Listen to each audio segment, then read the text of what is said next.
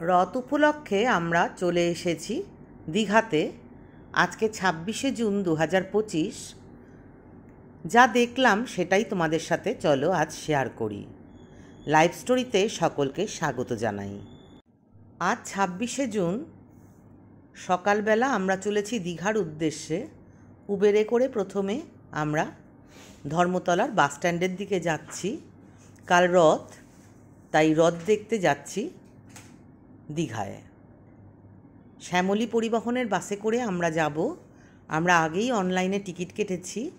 দেখো এখানে লাগেজগুলো রাখা হচ্ছে আর একটা করে টোকেন দিয়ে দিচ্ছে।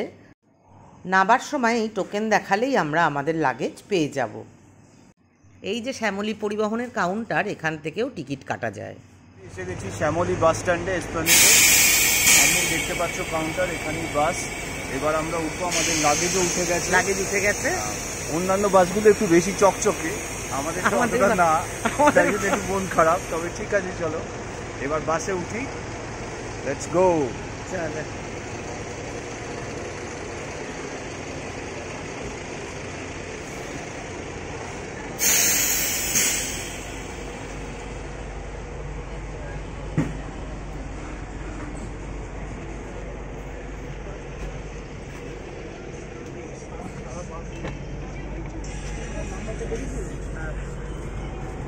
তেইশ 24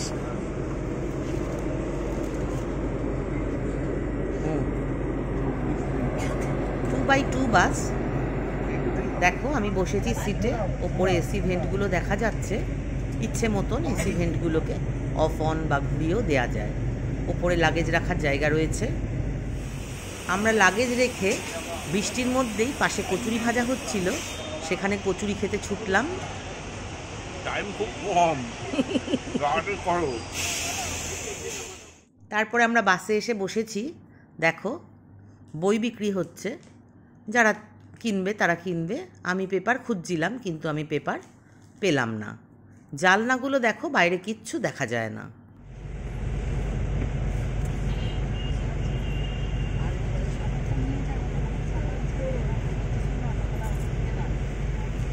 अक्सा बीच घुमा दो तो चलती क्या, এটা হবে দীঘা बीच घुमा दो तो चलती क्या।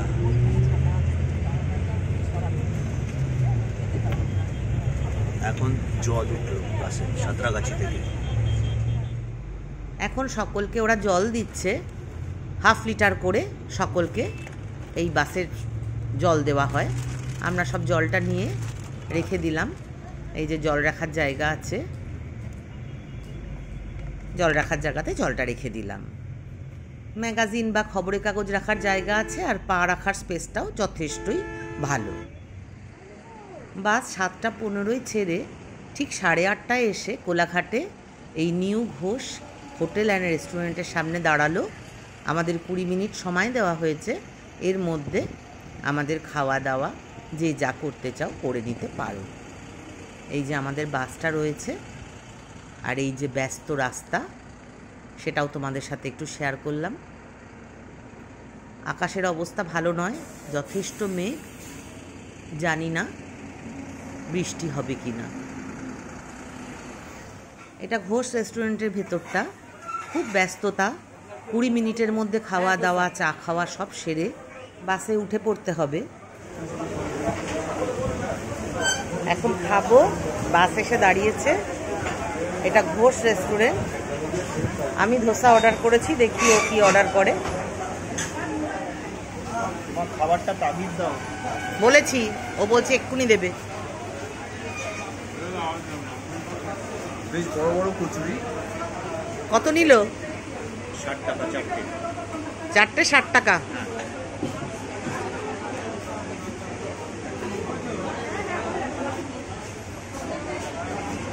যতটা খারাপ শুনেছিলাম অতটা খারাপ না। ঠিকই আছে, তাহলে তো ভালোই। পথ চলতি এত ঝটপট সার্ভিস। আমারও মশলা ধোসা চলে এসেছে, আর ও কচুরিটা খেয়ে নিচ্ছে। এরপরেই বাস ছেড়ে দেবে। বাস থেকে আমরা চলে এলাম হোটেল অমৃতায়। এই হোটেলটাই এবার বুক করেছি, কারণ আমি কখনো নিউ দীঘায় থাকিনি। এইবার আমার ইচ্ছে হলো নিউ দীঘায় থাকার। তাই আমরা হোটেল অমৃতাটা বুক করেছি। চলো দেখি হোটেল অমৃতা কেমন। গুগলেতে রিভিউ খুব ভালোই আছে। এইবার আমাদের দেখার পালা। এই হোটেলে লিফট রয়েছে, আমাদের রুম 5 তলায়, তাই আমরা লিফটে করে ওপরে উঠে যাচ্ছি। চলো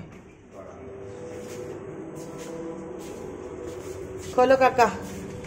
ও মা, এটা খোলে না।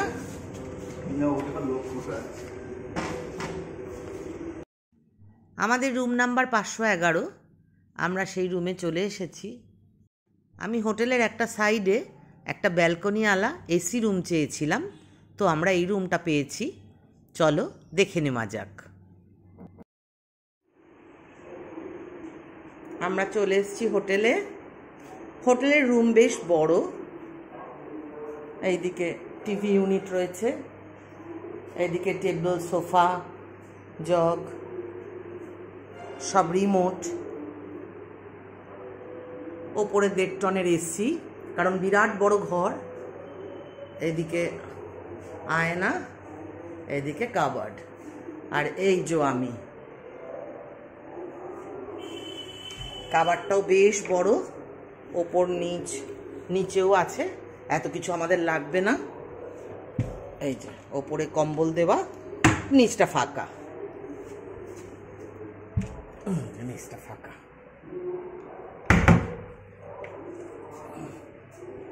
সুন্দর।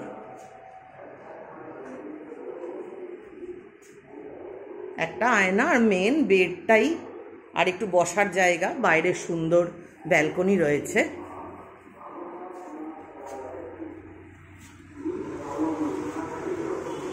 বাইরে ব্যালকনি। এখন বৃষ্টি হচ্ছে। এই যে মেন রোডটা একটুখানি, আর এই চারপাশে সমস্ত হোটেল।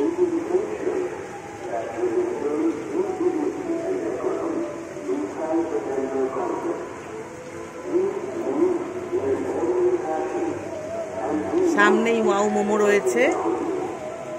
এখানে অনেক ভরপেট দেখলাম খুব কাছে, ভরপেট হোটেল রেস্টুরেন্ট। আর এই হোটেলেও নিচে সোনার বাংলা রেস্টুরেন্ট রয়েছে, তোমাদের দেখাবো পরে আমি।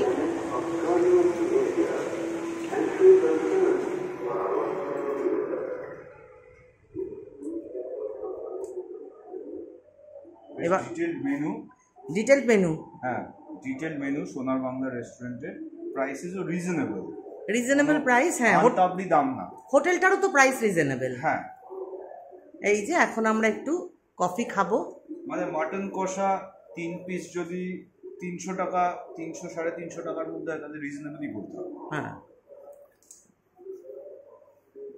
আর এই যে, আর এই দিকে ঢুকতেই এটা মেন ডোরটা, এখান দিয়ে আমরা ঢুকেছি।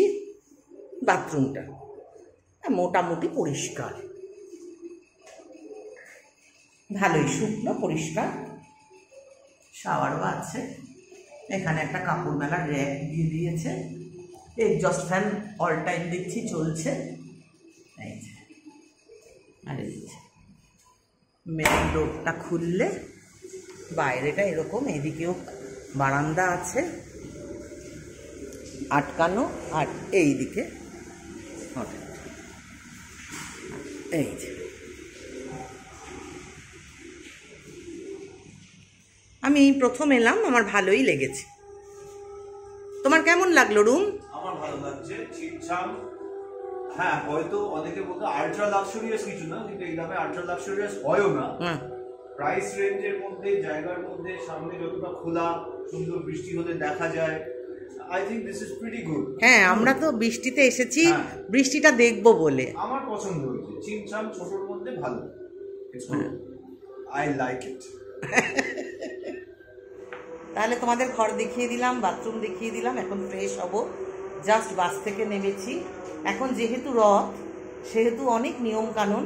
বাস একদম কাছাকাছি ঢুকতে দিচ্ছে না, রাস্তাটা বন্ধ। কারণ আমাদের মুখ্যমন্ত্রীও এখন দীঘাতেই রয়েছে, তার কিছু তো প্রোটোকল রয়েছে, যার জন্য আমাদের এই সামনে নিউ দীঘার জাহাজবাড়ির সামনে বাস নামিয়ে দিয়েছে। ওখান থেকে একটুখানি আমরা ভ্যানে করে এসেছি, ভ্যানে করে চলে এসেছি। এখন একটু কফি খাবো, দেখাবো তোমাদের কি খাচ্ছি। একটু ফ্রেশ হয়ে নিই। আমরা বাস থেকে নেমে হোটেলে এসে এত খিদে পেয়েছিল, আমরা একটু ফ্রেঞ্চ ফ্রাই আর কফি অর্ডার করেছিলাম, তার সাথে একটু পনির পকোড়া, কিন্তু মানে ভিডিও তোলার আগে আমরা খেয়ে ফেলেছি, এত খিদে পেয়েছিল। খাওয়া দাওয়া করে আমরা চলে আসলাম নিউ দীঘা সি বিচ। এই দেখো সি বিচের ধারের যে হোটেলগুলো এপাশে রয়েছে, আমরা এর পেছনে রয়েছি হোটেল অমৃতায়। সমুদ্রের ধারটা তোমাদের দেখাই। আজকে উত্তাল সমুদ্র, খুব হাওয়া হচ্ছে, সঙ্গে ঝিরঝিরে বৃষ্টি। আমরা ভিজে ভিজেই আজকে ছাতা নিয়ে এসেছি, কিন্তু সি বিচে আসার সময় ছাতা নিয়ে আসিনি, চাইলে একটু ভিজবো। সবাই চান করছে, খুব আনন্দ করছে। আমরা একটু বসে সেটা দেখলাম। আমরা তো সমুদ্রে স্নান করি না, কারণ সমুদ্রে নানান বিপদ হয়, তাই জন্য আমি সমুদ্র স্নানটা এড়িয়ে যাই।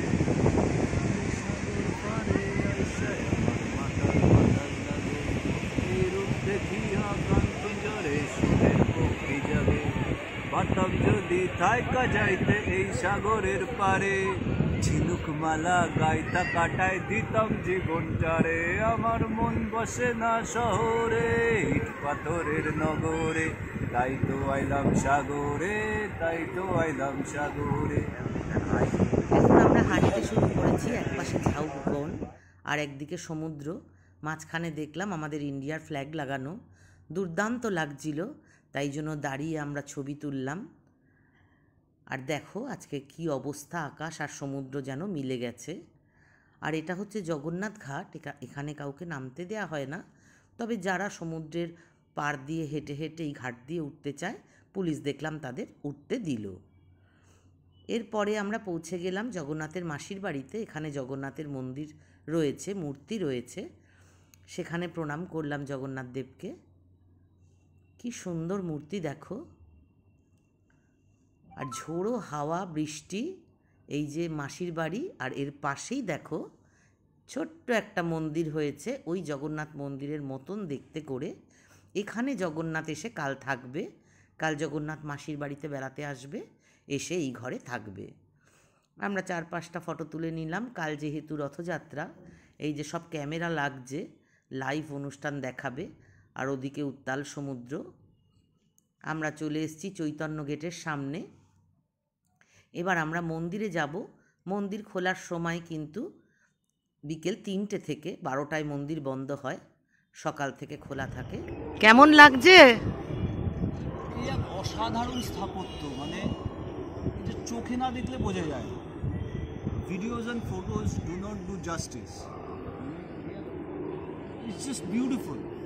এটা এসে দেখতে হয়, আর একটা যে ফিলিংটা হয়, একটা ডিভাইন ফিলিং যেটা ভেতর থেকে আসে এখানে এলে, সেটা কিন্তু হচ্ছে। মানে অনেকে বলে নতুন মন্দির, নানান কথা আছে, এই মন্দিরে ভগবান আছে, এটা বোঝা যায়।